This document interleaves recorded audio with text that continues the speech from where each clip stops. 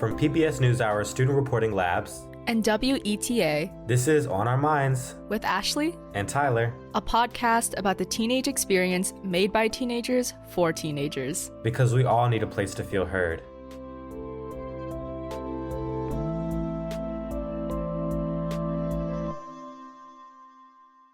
Tyler, what's up? How you been lately? I've been very busy, very excited for this first episode as well. Oh my gosh, yeah, it still doesn't feel completely real. I'm gonna be completely honest right now. Yeah, definitely. So our longtime listeners may have noticed something a little different about the intro. The winner of the On Our Minds theme contest is Jackson Teedens, a 16-year-old from Black River Falls, Wisconsin. What you just heard is an original composition that he wrote and recorded. Shout out to Jackson.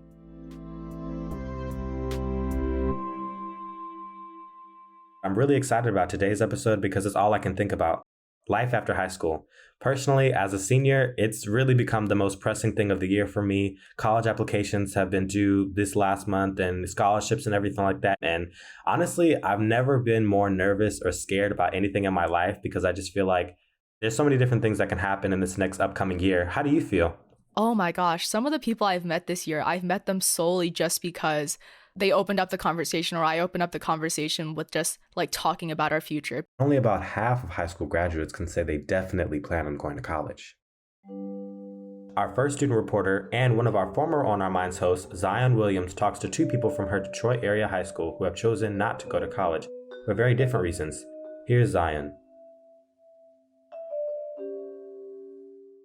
My parents attended college, so it's where I saw myself at the end of my high school career. But for students who can't necessarily afford college or want to take a different route in their career, their experiences can be very different.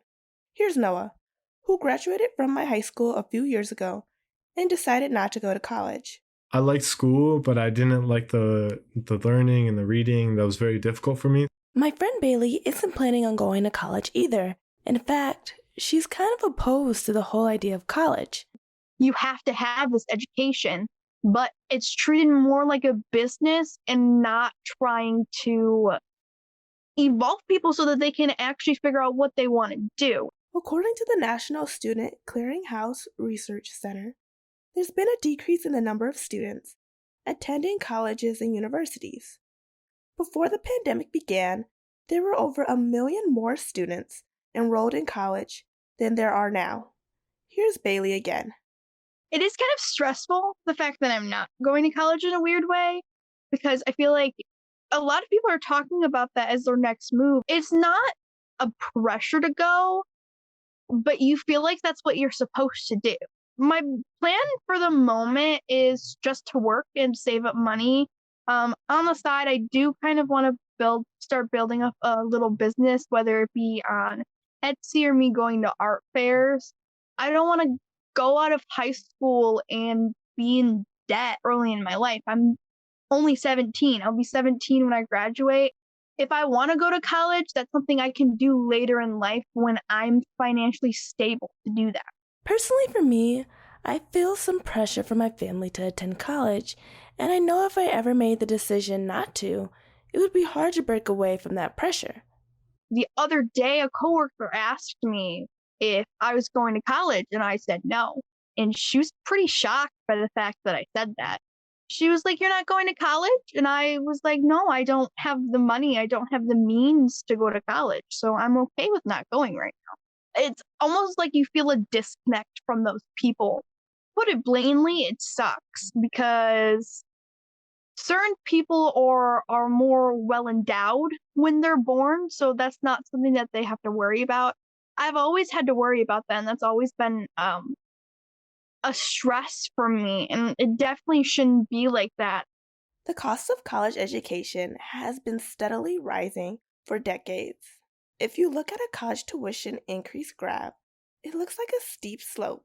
Even accounting for inflation, college costs have more than tripled in the last 50 years, and wages have not kept up. You can live a life and you can do stuff that you want to do. You don't have to be confined to what society tells you need to do. Bailey spoke on future plans, but what about the students who have already graduated high school, decided not to go to college, and are now working on their career? I spoke with Noah, a content creator and entrepreneur who created his own startup brand right out of high school and did not attend college. He's very popular on TikTok with over 100,000 followers. What do I do for a living? Never went to college. I'm a music photographer and videographer. Every single day, my job is kind of different. So maybe one day I have a photo shoot or one day I'm traveling. It's kind of just, it's always changing, but that's my favorite part about it. During COVID, it was very hard for me to create videos. So I picked up TikTok and I started doing TikTok every single day. And then brand deals started coming in. So I decided not to go to college. I think my sophomore year of high school, I was playing a lot of baseball back then, and I thought that was kind of what I was going to do, go to college playing baseball, do some sort of degree. But then I found that video class, and ever since then, I just fell in love with it. I think that's what really led me to choose not to go to school, like saving money and just jumping right into it. What I've learned from it is just taking every single day in as it goes, and just I have a lot of goals in mind and what I want to achieve, but also just nailing in on the little things that I have to do every single day to make my business run.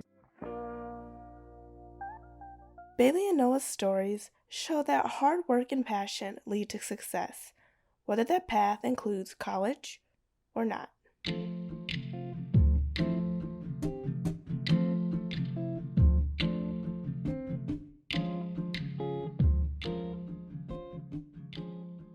I related a lot to what Bailey was talking about when they said college really feels like a business, especially because of how expensive college is now. It just, for a lot of people, it's just not feasible, and it just doesn't make sense to spend that much money or to go into debt. I've talked to some people and they said that they expect to be paying their loans off until they die, which is something that, I don't really want to have to do myself. There's a conversation to be had about how the image of success is so different now than it was, say, even like 20, 30 years ago.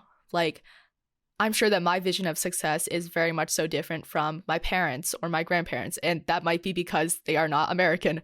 But I'm sure a lot of people can relate with the fact that what they might define as success now isn't necessarily the traditional path that's been laid out for them.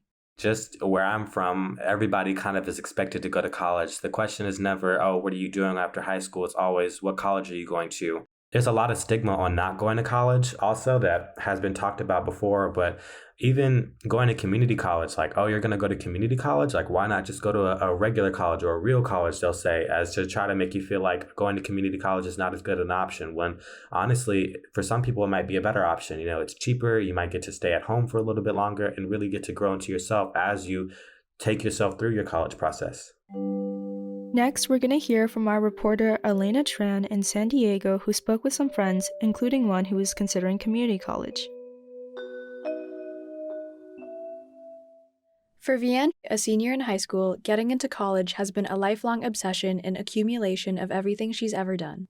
I will feel kind of like a failure, get very depressed if I get one bad grade, because it kind of seems like that bad grade is because I'm not trying hard enough. And it shouldn't have happened. I should have been able to control that grade. Much like other students similar to Vianne, planning for the future comes with daunting tasks. Because the processes of applying to colleges are very, very stressful for someone who's based their entire life on this kind of decision. And I think that why I'm procrastinating is I'm scared to go to college. These essays are really challenging. You have to capture your whole self in 300 words. And then I'll worry about if I'm not missing something that would get me in, if I'm missing that one detail that would separate me from the rest. Sophia, a recent high school graduate, shares her mental struggle with finding a path meant for her. I just kept pushing off the college topic for a really long time. It was hard, but I think internally I knew that I wanted to go to community. I was like, is this a good idea? Should I be going to community? Educationally, am I gonna get less education because I'm going to community? That. But at the end of the day, it's all the same. The judgment that comes with choosing a path that does not include a typical college can make one rethink their decisions. I think my freshman year, when college came up, in topics and stuff, I would be like, oh yeah, I'm thinking about community. That kind of seems like a good option for me. Even as a freshman, I was like, that makes more sense for me. I don't see myself like making a decision when I'm 18 to spend 4 years of my life somewhere. When people ask me like, what's your plan next year? I would just say, I don't know, because I didn't want them to like say stuff about community and everything. And that's really the only reason why I applied to 4 years, is because like people always had something to say. So it makes you feel really dumb and bad about yourself when like you choose an option that's like deemed less than, like that's not a 4 year and that's not normal. These like really stuck up smart kids to just be like, oh, like, why would you go to community? Like, why would you want to do that? Like, you can literally go to community and then be a doctor. They just had so much to say about like your own life.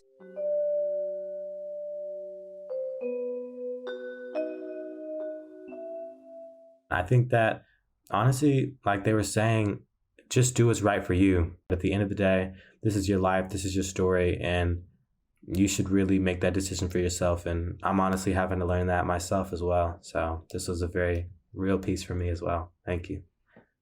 I don't know why I said thank you. It was like a TED Talk. It was lovely.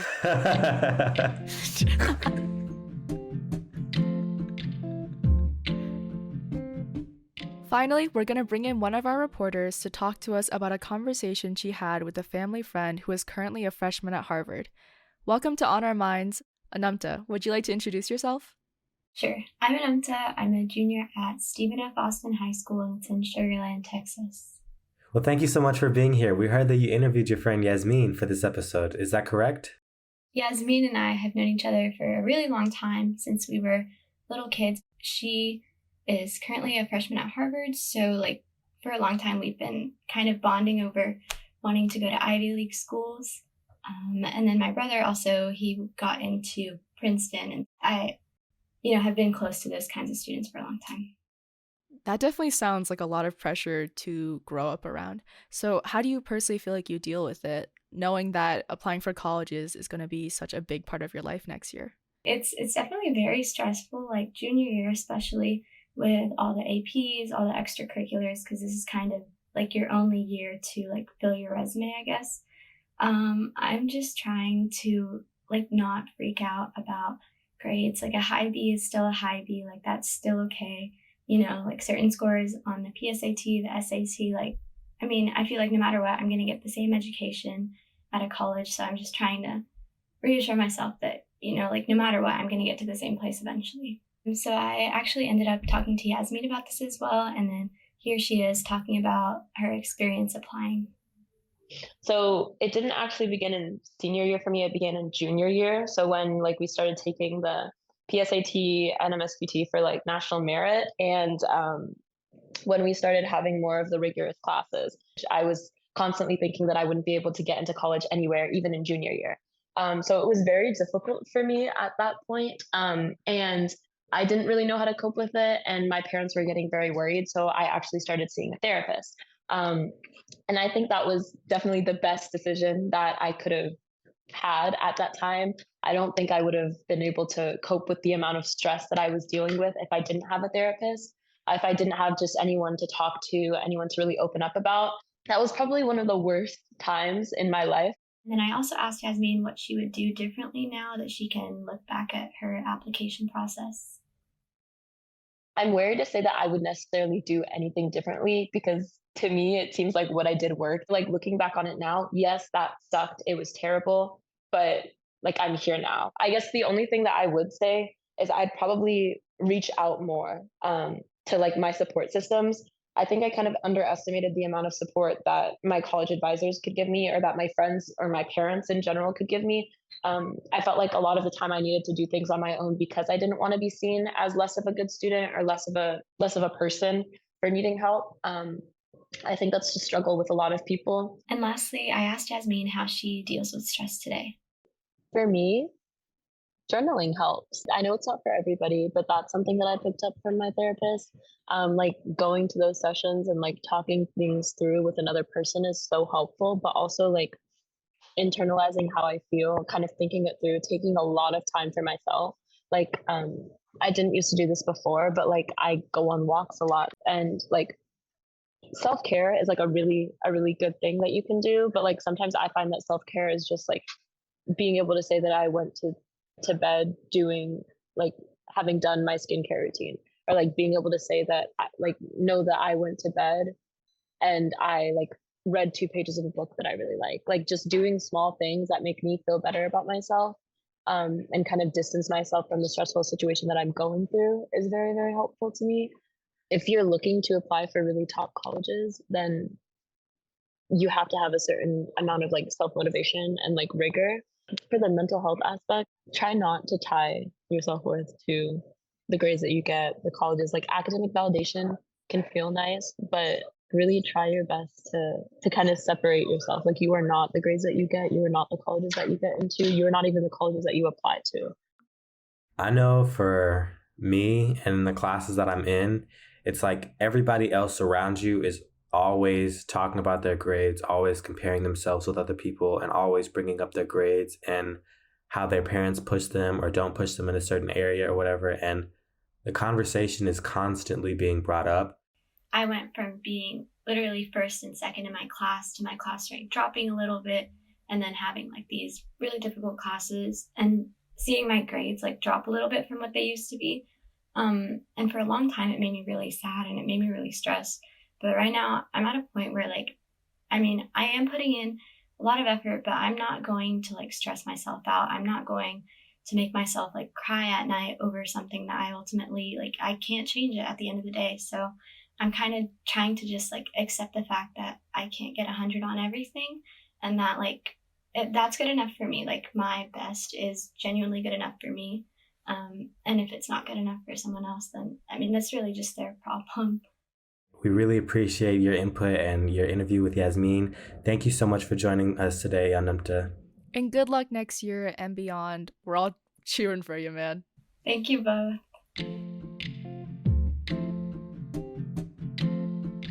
So, as we're coming up on winter break, many of you will be receiving results, many of you will be preparing to send in your applications, and some of you guys might not be thinking about college at all.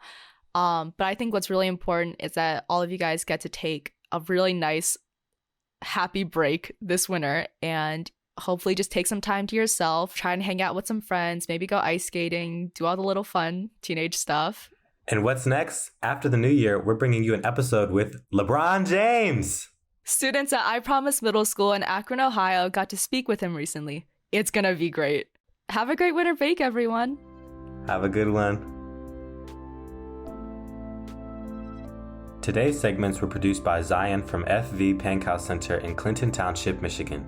Anumta from Stephen F. Austin High School in Sugar Land, Texas, and Roury, Elena, and Malena from Westview High School in San Diego, California. This episode was produced by youth media producer Becky Wandel with help from lead podcast producer Briget Ganske. Editorial director Marie Cusick and executive producer Leah Clapman. Theme music by Jackson Teedens. Additional music by Blue Dot Sessions. If you or someone you know needs help, we have a list of resources at studentreportinglabs.org/mental health resources.